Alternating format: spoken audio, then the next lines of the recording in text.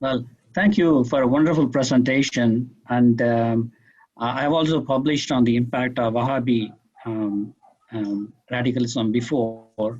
One of the questions is why Wahhabi clerics have become so effective.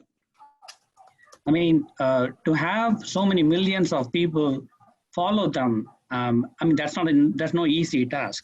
But despite the fact that Saudi Arabia could spend so much money and resources in propagating the ideology, from my studies, I found that, for example, in Kosovo, those who believe in the idea of Sharia as the law of the land are nearly 5 times more supportive of religious leaders and some of the radical agendas.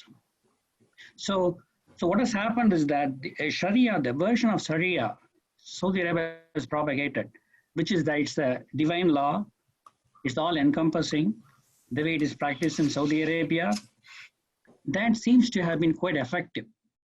For example, if you look at the Pew data, the statistics I just quoted, it comes from the Pew data, 2013 Pew data, which was done in Kosovo among about 20 countries.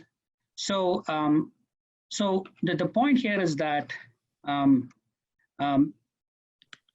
we need to understand a bit more about why, under what circumstances, Wahhabism became so effective. Right. The problem is that if so many people believe in Sharia law, right, then they look upon religious leaders, and then they may embrace the radical agendas. For example, a MIT scholar has shown that nearly 5% of those the clerics who post on internet forums advocate the idea of armed jihad. The problem is that such clerics can become influential. Like, for example, Anwar al-Awlaki. He was one of the... I'm gonna try and answer a question really quick. So I think it's a good question. Like, what's the appeal of Salafism, Wahhabism? And in a lot of cases, what I heard from people on the ground is that one Imam in Kosovo put it very well. I had questions and Salafis had answers. So in a lot of these places, especially in the post-colonial countries and Kosovo post-war country, the religious establishments had either been suppressed or didn't have a very strong and robust vernacular for a long time. And then Saudi Dawah has, it's very different, it's very diverse, but it does have these key and core texts, right? Like Ibn Abd al-Wahhab's Book of Monotheism, Ibn Taymiyyah, medieval theologian, Bin Baz's scholars. He was a very influential sheikh. So they have a lot of, do this, don't do that. And the simplicity has been very attractive to a lot of people I've spoken to, even people who later rejected Salafism and Wahhabism altogether. So I think you find that a lot in the attractions of fundamentalism, whatever religion you're talking about.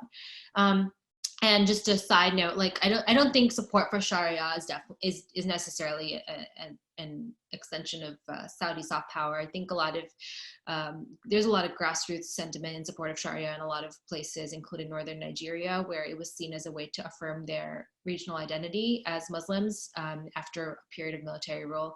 So I don't think Sharia is necessarily part of the Saudi project, though it's often, you see like sometimes it goes hand in hand. Just a parenthesis there. Years ago, I had a long talk with Rashid Ghanouchi from Tunisia.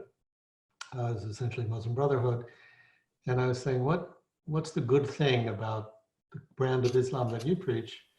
Not just what you want. We won't have whores, we won't have liquor, we won't have all these things, but what's the good part? And he said, you in America and in England, you believe in the rule of law and not of men. But in our world, men make up the laws and they break the laws at their whim. If we're going to have the rule of law and not of men, then we need the Sharia, because it is the only law that the people understand and that they regard as legitimate. I'm not sure he really meant that, but I always thought it was an interesting perception. And I do think that in these countries coming out of difficult circumstances like Kosovo, there's no law for years and years, the idea of Sharia imposing some kind of order is not the worst idea in the world for a lot of people. But that's just an aside.